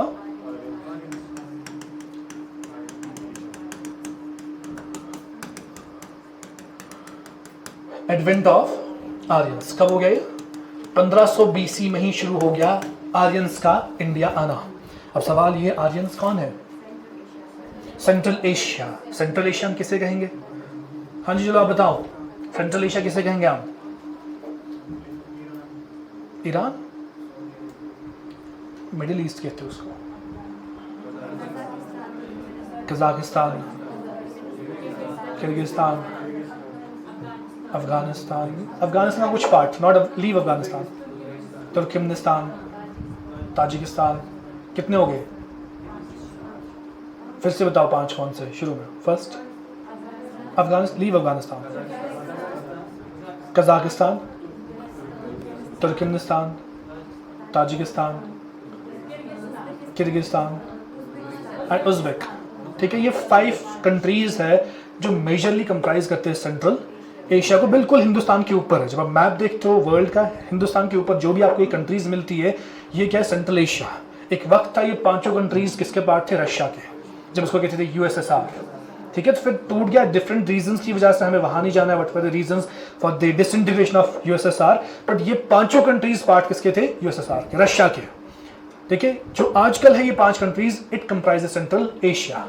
स्टेपीज, ग्रासलैंड्स, अच्छे खासे ग्रासलैंड्स है वहाँ पे, वहाँ के लोग ज़्यादा नोमैडिक नेचर के हैं। नोमैडिक मतलब चरवाहे, वो अपने जानवरों को लेके है, उनका पेस्टोरलिज्म चलता है। पेस्टोरलिज्म मतलब कि चरवाना, अपने जानवरों को उनकी देखभाल करना, ये उनका मेजर काम था। अब ये लोग जो थे सेंट्रल एशिया के लोग, ये बस वो ज़मीनें ढूंढते थे जहाँ पे अच्छी हरी भरी घास मिले, तो जहाँ पे भी इनको ऐसी ज़मीन मिलती थी उस पर कब्जा करते थे। तो जब ये ढूंढते ढूंढते आए तो हिंदुस्तान में पहुंचे कब? इसी 1500 BC में। अब नॉर्दर्न इंडिया जो है, it's having a good amount of and good quality of grass, पूरा जो ग्रेट नॉर्दर्न प्लेन्स है। देखिए, तो इसमें अच्छी घास की क्वालिटी जब मिली इनको, तो ये आगे एंट्री किस मिली? हिंदुस्तान में। तभी हम कहते हैं 1500 BC में किनका एडवेंट हो गया? आर्यंस का। देखिए, आजकल जब सवाल पूछते इस पे कि आर्यंस क्या था, क्या ये लिंग्विस्टिक ग्रुप था, क्या ये रेशियल ग्रुप था, क्या ये नोमैडिक ग्रुप था, क्या ये पेस्टोरल ग्रुप था? आजकल ये लिंग्विस्टिक ग्रुप बोला जाता है। ठीक है, so be careful with these points. हाँ, मतलब तब से ही लिंग्विस्टिक क्यों? क्योंकि इन्होंने फिर आर्यन ग्रुप ऑफ लैंग्वेज बनाई है। जो ये लोग थे ना, जो हम कश्मीरी बोलते हैं, it's also one of the Aryan language. Sanskrit Aryan language, Hindi Aryan language, Marathi Aryan language, Punjabi, Rajasthani, Gujarati, ये सब जो है आर्यन ग्रुप ऑफ लैंग्वेज है। ये इन्होंने क्रिएट किया ये लैंग्वेज ग्रुप, फिर जाके इनको बोला गया क्या? लिंग्विस्टिक ग्रुप है। So don't get confuse. इनका काम था nomadic, no doubt in that, ये चरवाहे थे ये, लेकिन इनको नोमैडिक ग्रुप नहीं बोलते, they are termed as linguistic group. UPSC में पूछा गया है, जेकेपीएससी में पूछा गया, तो नो वंडर की कभी जेकेएससी में पूछ ले आपसे कि आर्यन वर्ड जो ये क्या है? It's actually linguistic group, the people who have created the Aryan group of language. समझ गया? तो जब ये 1500 BC में यहाँ पे आ गए, तो 1500 BC से लेके 1000 BC तक, अप टू 1000 BC, इनका एक ब्रांच यहाँ पे आ गया। यानी कि इस वक्त में कुछ आर्यंस यहाँ पे आ गए विद द एनिमल्स। ठीक है, लेकिन very good people, decent and nice people, कोई डिस्क्रिमिनेशन नहीं, यहाँ पे आए, पीसफुली हिंदुस्तान में रहे 1000 BC तक। अब समझ गए? लेकिन 1000 BC, अब देखो ये ट्राइब्स होते थे, ट्राइब्स मतलब कबीले। ठीक है, पुराने वक्त में ऐसे ही सब लोग होते, चाहे वो क्रिश्चियंस थे, चाहे मुस्लिम्स थे, चाहे कोई भी धर्म था, everyone used to live in the tribes, कबीले होते थे उनके। तो इनके भी वैसे ही कबीले थे, तो डिफरेंट कबीले आए थे कहाँ? हिंदुस्तान। तो पहला वक्त जो था 1500 BC से लेके 1000 BC तक, तो डिफरेंट ट्राइब्स इंडिया आ गई, who were actually the Aryans. Aryans जब यहाँ पे आए, तो अब ट्राइब्स में कोई ट्राइब पावरफुल होता है, जैसे हमारा खानदान है। अभी खानदान में कोई एक घर होता है जो सबसे पावरफुल होता है, और सबको पता होती है, चाहे वो इकोनॉमिकली हो, चाहे वो पॉलिटिकली हो, किसी न किसी तरीके से पावरफुल होंगे। सबको पता होती है हमारे खानदान में किसकी क्या लेवल है। वैसे जो ये ट्राइब्स थे, ये पूरा खानदान ही था, क्योंकि एक ही लोग थे, भाई थे सब आपस में, तो एक ही जगह से आए थे। तो इनके जो एक कबीले थे, टाइप ऑफ खानदान थे, इसमें से एक सबसे पावरफुल खानदान था, सबसे पावरफुल ट्राइब था। कौन सा था वो? हाँ, भारत ट्राइब। अब हमारे खानदान में आजकल होता है, तो इस खानदान, इस फैमिली से जो सबसे पावरफुल होती है, इससे जलते हैं, बाकी मेजॉरिटी जलते हैं उनसे, फिर कोशिश करते हैं कैसे इनको कमज़ोर करे। ये तब से चलता आ रहा है, it's not new to the society. ये बस कश्मीरी की बात नहीं है, पूरे हिंदुस्तान, पाकिस्तान, अफगानिस्तान, बांग्लादेश, ये पूरे सब कॉन्टिनेंट की खसलत है। ठीक है, तो don't consider it new to the Kashmir, यहाँ पे बस होता है। तो भारत ट्राइब के साथ भी कुछ ऐसा ही था, जो बाकी ट्राइब्स थे, they were not happy with this tribe due to the nature of dominating nature of tribe. वो डोमिनेटिंग थे, पावरफुल थे, उनके पास सबसे मजबूत घोड़े होते थे, सबसे ज्यादा पावरफुल आर्मी किनकी थी? भारत ट्राइब की। तो ये बने थे, फादर फिगर था इनका सब कुछ। ठीक है, तो बाकी अब अगर बाकी कमजोर ट्राइब्स थे, वो फिर भी अब चुपचाप बैठे थे। फॉर एग्जाम्पल, अभी हम देख रहे हैं कि कौन पावरफुल पार्टी है, बाकी चुपचाप उन्हीं की भाषा बोल रहे हैं, है ना। चाहे वो यहाँ पे एनसी हो, चाहे वो पीडीपी हो, वो बोलते, मतलब वो ऐसी बातें कर रहे हैं, they are not going against the party, they are demanding things, but उनका दोस्त बन के ऐसा कुछ दिखाया जा रहा है। क्यों? वो जानते अगर हमने कुछ ऐसा किया तो हम भी रहेंगे नहीं फिर। तो ऐसा होता है, ये नेचर तब भी था। तो जो बाकी ट्राइब से जो इनसे जलते थे, वो चुपचाप बैठे थे। इवेंट शुरू हो गया कब? उस टाइम पे जो ये ट्राइब्स थे, मान लो एक कबीला, ये मान लो एक कबीला अंदर दूसरा एक और कबीला है, इस क्लास का सीआर अलग, उस क्लास का सीआर अलग, वैसे इस ट्राइब का हेड अलग, उस ट्राइब का हेड अलग। जो हेड होता था ट्राइब का, उससे क्या कहते थे? हेड वाज टर्म्ड एज राजा। ठीक है। तो कबीले में क्या होता था कि जो नेक्स्ट इंपॉर्टेंट फंक्शनिंग होती थी, फॉर एग्जाम्पल मान लो यहाँ पे इस क्लास में इंपॉर्टेंट आपका टीचर है, उसके बाद नेक्स्ट इंपॉर्टेंट पर्सन कौन है, CR है, जो देखता है क्लास को, तो वो नेक्स्ट अथॉरिटी है क्लास की। तो वैसी राजन वॉज द टॉप किंग जिसे कहते थे, उसके नीचे फिर होता था वैसी टाइप ऑफ CR, वो कौन होता था, सेनानी। व्हाट इज सेनानी? Army chief. और हेड प्रीस्ट क्या कहते थे इसको?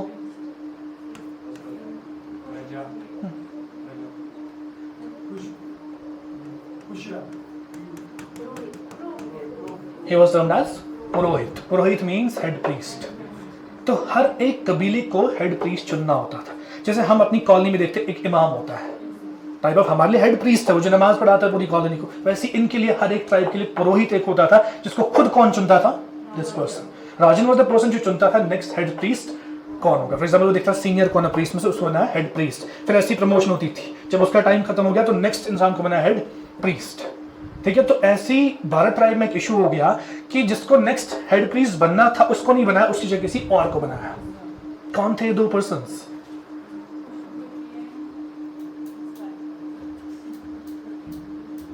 कौन थे? पढ़ा है ना आपने या नहीं पढ़ा है?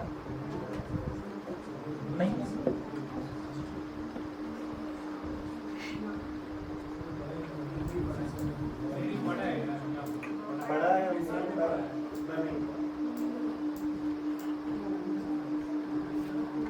मिला कुछ? विश्वामित्र, दूसरा कौन था? वासुदेव एंड विश्वामित्र। बनाना था फॉर एग्जाम्पल विश्वामित्र को, बनाया किसी और को। ठीक है। तो जिसको बनना था वो तो गुस्सा होगा ही, है ना, ये नेचर है हमारा। अगर मान लो हमारी प्रमोशन होनी है इन गवर्नमेंट सर्विस, हमारी जगह किसी और को दी गई, तो हम तो केस करेंगे उस पर। तो वैसे उस टाइम पे विश्वामित्र ने वही केस किया। केस क्या था? वो इतना ज्यादा खिलाफ हो गया भारत ट्राइब के, अब वो ढूंढ रहा था लोगों को कि कौन लड़ेगा किसके खिलाफ, भारत ट्राइब के खिलाफ। Now he was collecting the people against the Bharat tribe.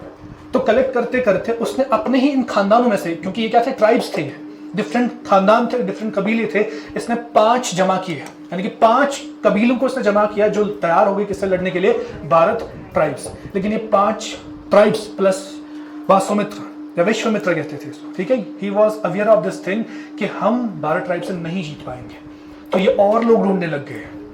ठीक है। तो इन्होंने ढूंढते ढूंढते फिर हिंदुस्तान के लोग आपस में जोड़े, क्योंकि एक तो आर्यंस बाहर से आए थे, इससे पहले IVC के लोग थे यहाँ पे। ठीक है। तो वो तो इंडिजिनस इंडियंस थे, यहाँ के रियल इंडियंस थे वो। जब IVC इंडिया आ गया था वो साउथ शिफ्ट हो गए थे। जैसे इंडिया की अगर मैं बात करूं,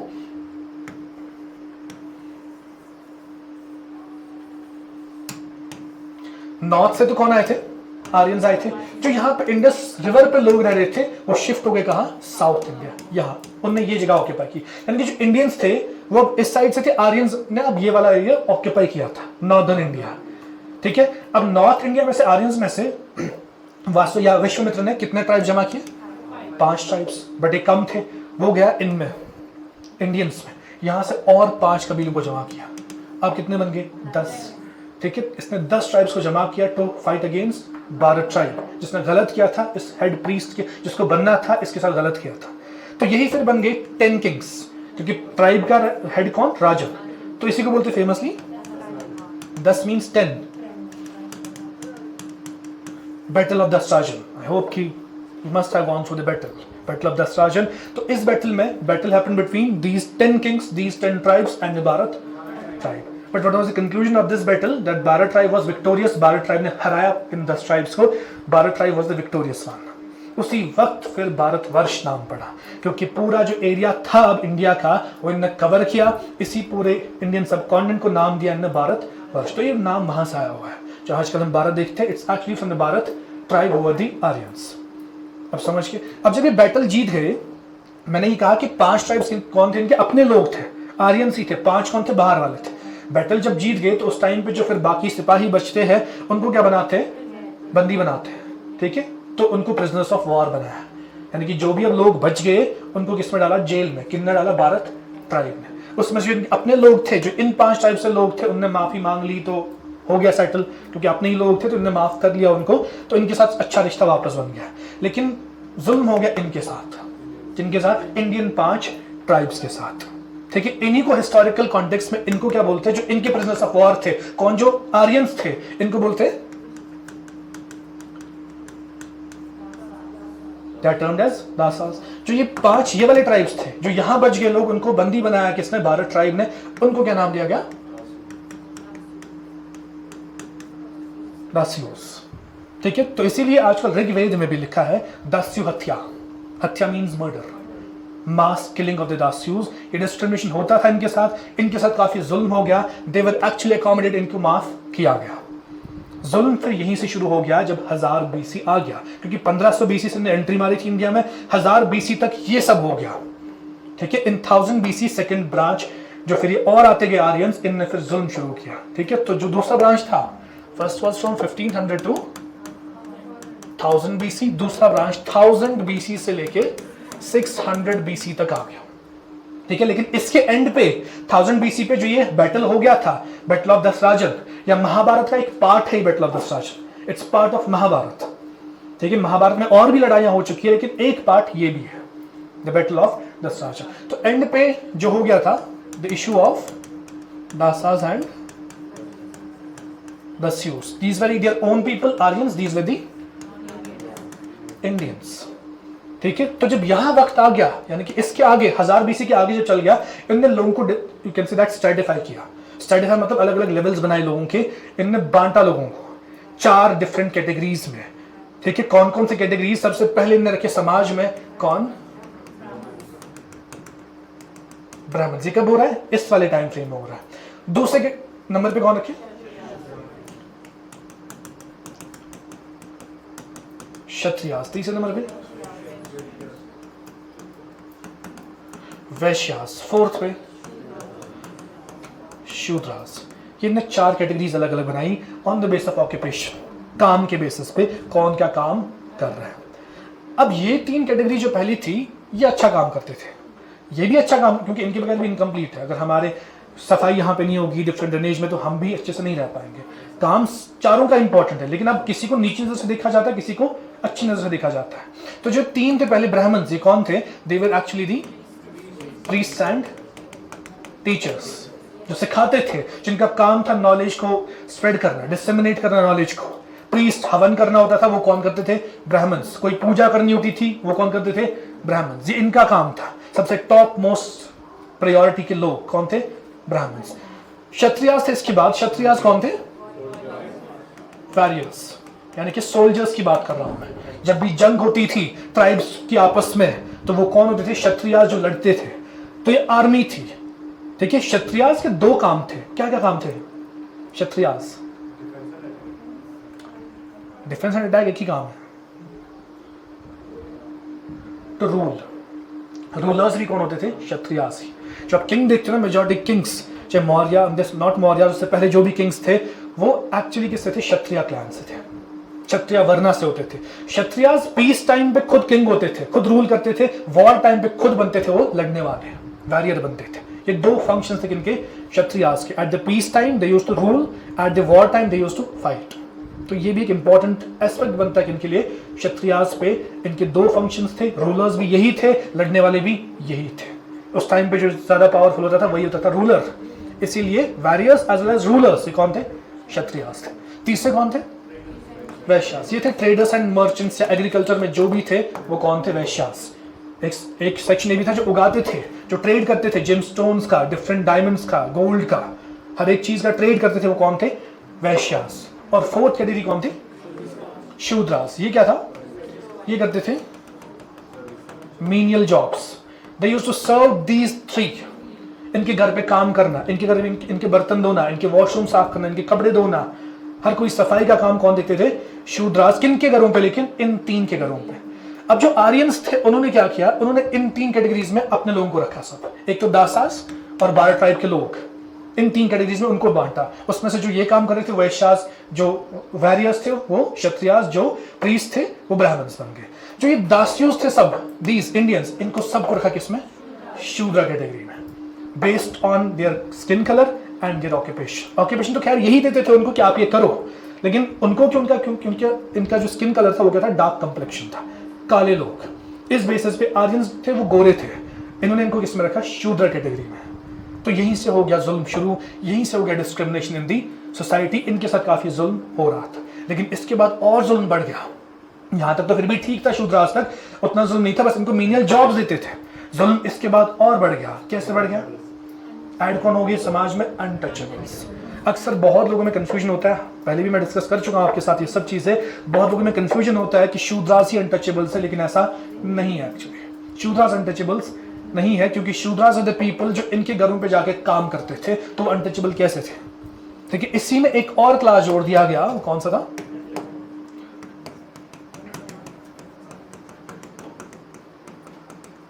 अनटचेबल्स। तो अब आज से याद रखेंगे, अगर ये चार होंगे तो इसको क्या सिस्टम बोलते हैं? वर्ना सिस्टम। अगर इन चार के साथ ये जोड़ेंगे तो क्या बनेगा? ये कास्ट सिस्टम बनेगा, जाति। ठीक है, चार बोलेंगे तो वर्ना ओनली। जब अनटचेबल्स इसके साथ जोड़ेंगे हम तो ये बनेगा caste system. The only difference between varna and caste system is the addition of untouchables. ठीक है, लेकिन अनटचेबल्स कौन थे?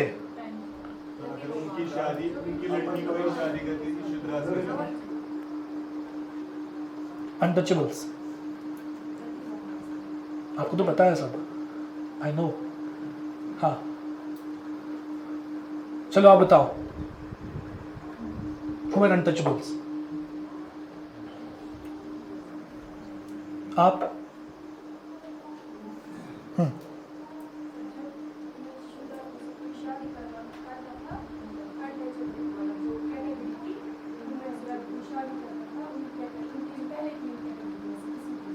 नहीं समझा मैं, क्या बोला आपने? थोड़ा ऊंचा बोलो। हाँ। कोई भी लड़का अगर कोई शादी करता था किससे? किसी के साथ भी? हाँ, लड़की के साथ, ऐसा बोलो। वो आजकल चल रहा है वैसा, उस टाइम पे नहीं था। हाँ हाँ, ये चार कैटेगरीज थी बस पहले। ठीक है, अब पीपल यूज टू मैरी। अब अगर ऐसा होता था कि यहाँ से इन तीन से, अब ये तो हाई क्लास थे पहले वाले तीन, इनसे अगर कोई लड़का शादी करता था with the girl of this class Shudra, उस शादी को एक्सेप्टेंस मिलती थी। फिर कुछ टाइम बाद नाराजगी होती थी उनके घर वालों के साथ। लड़का, मैं ये देखो, इन तीन में से कोई लड़का है, इनकी लड़की के साथ शादी करता था, उस शादी को हमने क्या बोला था? अनुलोमा मैरिज। ठीक है, हाइपरगैमी इंग्लिश में बोलते हैं इसको, अनुलोमा इन संस्कृत लैंग्वेज। ये अनुलोमा मैरिज जो था, ये क्या था? अगर लड़का इन तीन कैटेगरी से होता था और लड़की कहाँ से? From this Shudras, that was anuloma marriage which was accepted. इस पे उतनी मना करते थे इस पे, लेकिन उतना ज्यादा वो स्ट्रॉन्ग बैन नहीं था इस पे। अब जो करता था तो उसको फिर छोड़ते थे ऐसे। लेकिन इसका उल्टा केस जो था वो बैन था। उल्टा केस मतलब अगर यहाँ से लड़का हुआ और यहाँ इन तीन में से कोई लड़की हुई, इस शादी को कभी एक्सेप्टेंस नहीं मिली, नेवर एवर। इसी को बोला गया प्रतिलोमा मैरिज। ठीक है, जो ये वाली मैरिज थी प्रतिलोमा मैरिज, इनके जो बच्चे होते थे, यानी कि वो कपल जहां पे लड़का from this Shudra class, Shudra varna, and girl from any of these three, ऐसी शादी से जो बच्चे होते थे वही थे कौन? क्योंकि इस शादी को जब एक्सेप्टेंस मिली ही नहीं समाज में, तो इनके बच्चे भी कहां एक्सेप्ट होंगे? तो इन बच्चों को बोला गया इनको टच मत करो, ये एक सही शादी से नहीं आए हैं, इन्हीं का नाम पड़ा अनटचेबल्स। आजकल जो दलित देखते हो, दिया चमार्स देखते हो, ठीक है, डिफरेंट अलग अलग कैटेगरीज आते हैं इसमें, जो कौन है? अनटचेबल्स है। ठीक है, तो इनके साथ जुल्म और बढ़ गया। दीज आर द पीपल जिनको ना तो मार्केट में आने देते थे नॉर्मल टाइम पे, ना तो इनको टच करते थे, ना तो इनका इतना खतरनाक लेवल का डिस्क्रिमिनेशन था, इनका शैडो भी नहीं पड़ना चाहिए किसी बाकी जो ये दिस क्लास थे, इनके बॉडी पे, इनके घरों पे, इनकी दीवारों पे इनका शैडो भी नहीं पड़ना चाहिए था। In fact they were forced to live on the, जैसे कब्रिस्तान, वहां पे फोर्स किया रहने के लिए, फिंस पे बाहर रहने के लिए मजबूर किया, वहां से जहां स्लम्स होते थे वहां इनको जगह देते थे रहने के लिए। तो कितना ज्यादा जुल्म था इनके साथ, किनके साथ? अनटचेबल्स के साथ। ठीक है, ये सब कहां तक चलता गया?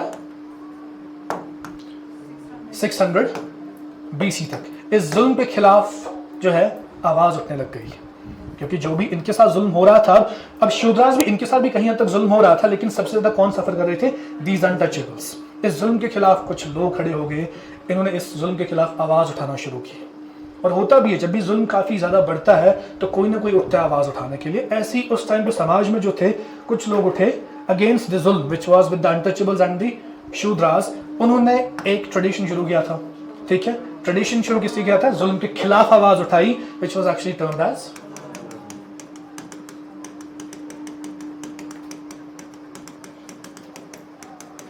शमाना ट्रेडिशन। इस ट्रेडिशन में जब काफी लाइक माइंडेड पीपल मिले, ठीक है, ट्रेडिशन कौन बनाएंगे? कुछ ग्रुप ऑफ पीपल। वो ग्रुप ऑफ पीपल कौन होंगे? जिनकी सोच एक जैसी होगी। तो जो वो ग्रुप ऑफ पीपल मिले, अब वो जुल्म के खिलाफ थे, एक दूसरे को मारने के खिलाफ थे, ठीक है। तो उन्होंने इस ट्रेडिशन से अलग अलग मजहब बनाए, जिसे हम कहते हैं हिस्टोरिकल लैंग्वेज में राइज ऑफ रिलीजन्स, ठीक है। तो इस ट्रेडिशन में से क्या हो गया? ये कब हो रहा है? ये सब 600 BC में ही हो रहा है। अभी हम यहीं पे 600 BC में ही है। 600 BC में ही क्या हो गया? Next thing that was rise of religions, rise of religions. अब ये अलग अलग रिलीजन, एक ही देखो ट्रेडिशन एक ही है, इसमें से अलग 3 मजहब निकले, तो मतलब वही है कि 3 अलग अलग डिफरेंट सोच के लोग होंगे, आइडियोलॉजीज 3 अलग होंगी। कुछ लोग ऐसे थे जो बोलते थे जुल्म नहीं होना चाहिए, किसी को मारना नहीं है हमें, ठीक है। कुछ और सेक्शन ऑफ पीपल आगे, उन्होंने कहा इंसेक्ट्स को भी मत मारो। इन्होंने कहा मतलब इतना extreme form of non violence ने प्रीच किया, कहा जो हम ऑक्सीजन लेते हैं उसमें भी हमारे मुंह में इंसेक्ट्स जाते हैं, वो भी एक जुल्म है। कुछ इतना एक्सट्रीम लेवल पे गए, ठीक है। तो अलग अलग आइडियोलॉजीज इसी ट्रेडिशन के अंदर बन गई, तभी अलग अलग 3 मजहब बन गए। कौन कौन सा मजहब बन गया? सबसे पहले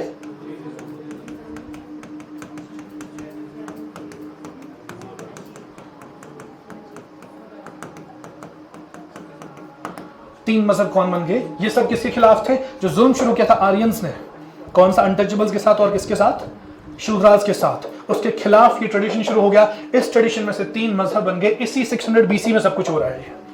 इन 600 BC बुद्धिस्ट लोग जो थे वो भी क्या नॉन वायलेंस प्रीच कर रहे थे, इक्वालिटी की बात करते थे, समाज में सब बराबर है, वुमेन बराबर रखो, ठीक है, चाहे वो शूद्रास हो कोई भी, ये सब बराबर है, हम सब ह्यूमंस है, हमें एक दूसरे के साथ अच्छे से चलना चाहिए। That was their preaching, non violence. Jainism वाले एक एक्सट्रीम फॉर्म पे चले गए। जेन्स डोंट प्रैक्टिस एग्रीकल्चर, वो खेती बाड़ी भी नहीं करते हैं। क्यों? वो ये समझते हैं कि जब हम खेती करने जाएंगे तो हमारे पाँव के नीचे बहुत कीड़े आते हैं, वो भी मर जाते हैं, ये भी एक वायलेंस है। That is why they don't practice agriculture also. Jain जो एक्सट्रीम, जो पुराने वाले जैन्स हैं, वो मुंह पे मास्क लगा के चलते हैं, they never remove the mask. वो ये समझते हैं कि ऑक्सीजन लेने के टाइम पे, वही जो मैं आपसे कह रहा था, that bacteria goes into our mouth and they also get killed, ये भी एक एक्सट्रीम फॉर्म ऑफ वायलेंस है। इतना एक्सट्रीम डेफिनेशन थी इनकी। तो इसीलिए अलग अलग मजहब बन गए। इन्होंने कहा हम अलग, आप अलग। और आजीविका, ठीक है, ये एक टाइप ऑफ सोच थी। आजीविका तब नहीं थी, मतलब इट वाज, इनका कुछ अलग फिलॉसफी था, इनकी कुछ अलग आइडियोलॉजी थी, इन्होंने अपने मजहब को अलग नाम दिया। लेकिन ये मजहब चला नहीं उतना, फिर ये कन्वर्ट हो गई इसमें फिलॉसफी में, ठीक है। आई होप कि फिलॉसफी सब जानते हो, what is philosophy? Anything which is out of experience. जब भी आप बोलते हो, आप में से कोई भी फिलॉसफर हो सकता है, लेकिन कब? जब आपने कुछ चीज़ों को एक्सपीरियंस किया होगा, ठीक है। फिलॉसफर उसी को कहते हैं आउट ऑफ एक्सपीरियंस, नॉट किताबों की कहानियां नहीं है। किताबों की कहानियां ऑरल कहानियां हैं, ठीक है। तो ये आपको एक्सपीरियंस नहीं देते, बिकॉज आपने वो जिया नहीं है वो मोमेंट, जो आपने मुश्किलात देखी होंगी, जब आप खुद उससे निकले होंगे तभी आप फिलॉसफर बन सकते हो। तो इसलिए आप देखते हो फिलॉसफर जो होते हैं वो बहुत ही ड्राई बातें करते हैं, वो आपको हर एक सीधी चीज़ को टेढ़ी तरह बोलेंगे आपको, ठीक है, क्योंकि उन्होंने वो देखा होता है, वो वैसे ही बन गए होते हैं। उनका डिफरेंट ही फॉर्म चलता है फिलॉसफर्स, क्योंकि उन्होंने देखा होता है, उनके बोलते हैं ना अंदर दर्द बहुत होता है, तो वो बनते हैं फिलॉसफर्स। तो ये एक फिलॉसफी अलग बन गई, आजीविका फिलॉसफी। तो अभी जो मजहब है, अभी भी जो एग्जिस्ट कर रहे दुनिया में, वो कौन से? Buddhist and Jainism. लेकिन ये सब मजहब शुरू क्यों हो गए थे? ड्यू टू द आर्यंस, जो जुल्म शुरू किए थे किसने? आर्यंस ने। तो उस टाइम पे जो भी आर्यन समाज के लोग थे, या उस टाइम पे जो हिंदुस्तानी भी थे जिनके साथ जुल्म हो गया था, दे जॉइंड बुद्धिज्म, दे जॉइंड जैनिज्म। किस वजह से? सिर्फ इस वजह से क्योंकि जुल्म जो हो रहा था हिंदुइज्म में, उस जुल्म से बचने के लिए ये जो 2 मजहब थे, ये उस जुल्म के खिलाफ थे, तभी लोग काफी सारे किसमें चले गए? बुद्धिज्म में, और कुछ चले गए किसमें? जैनिज्म में।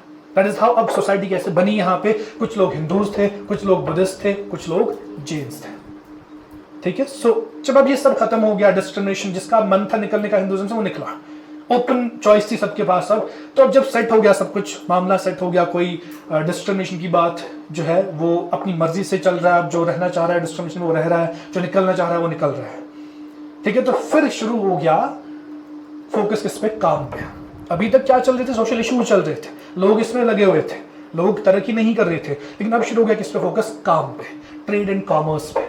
ड्यू टू दीज 2 रिलीजन्स, जब इन्होंने पीस लाने की कोशिश की किसमें? समाज में, ठीक है। उसी तरक्की को जब फोकस हो गया किस पे? शिफ्ट काम पे, ट्रेड एंड कॉमर्स पे, तो कोई पावरफुल बन गया, कोई स्टेट, कोई कमजोर रह गया, ठीक है। लेकिन जो स्टेट्स बन गए उस टाइम पे, पॉलिटिकल बाउंड्रीज बनाई, अब हर किसी ट्राइब ने अलग अलग अपना बाउंड्री चुना, ये हमारा एरिया है, ठीक है। जो ट्राइब्स थे एक्चुअली, अब बुद्धिस्ट में अलग ट्राइब्स थे, जैन्स में अलग ट्राइब्स थे, आर्यंस के अलग ट्राइब्स थे, हिंदुइज्म के अलग ट्राइब्स थे, तो सब कबीले थे, इनने अपना अपना एरिया चुना, उस एरिया को डिमार्केट किया। इतना एरिया, जैसे इंडिया का अपना एरिया है अभी, पॉलिटिकल बाउंड्री इंडिया की, वैसे ही उस टाइम से शुरू हो गया, अपने ट्राइब्स ने अपना अपना एरिया चुना, उसी को बोला इनने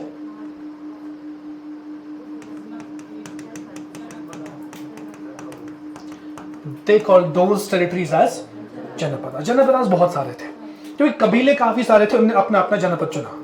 लेकिन इनमें से जो फिर सबसे ज्यादा पावरफुल थे इन जनपदास में से, जिनका ट्रेड एंड कॉमर्स अच्छा चल रहा था, वो काफी ज्यादा बाहर फैले हुए थे, उनको बोला गया Mahajan. Maha means big, janapada state, that means big states, ठीक है। तो इससे निकला क्या हुआ फिर, राइज ऑफ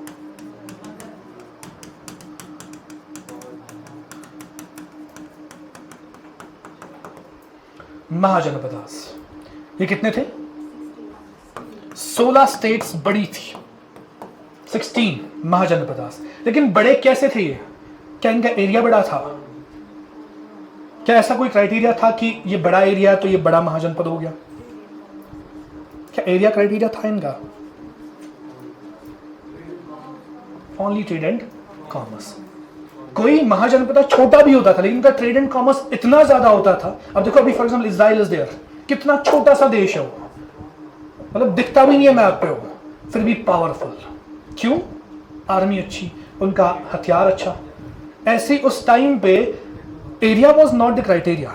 महाजनपदास कौन थे, जिनका ट्रेड एंड कॉमर्स अच्छा था, जिनके पास पैसे अच्छे खासे थे, जो हर एक कोने में ट्रेड करते थे, ठीक है। तो महाजनपद कितने थे, 16 महाजनपदास थे, उसी को हम कहते हैं राइज ऑफ महाजन। ये सब हो रहा था इसी टाइम पीरियड में, अभी हम इससे आगे नहीं बढ़े। 600 BC में ये सब हो रहा था। 600 BC मतलब कि राइट फ्रॉम जो पूरे 100 साल चले, 100 साल में ये सब हो गया, ठीक है। तो इसके बाद नेक्स्ट क्या हो गया, one of the mahajanapadas was, time क्या हो रहा है,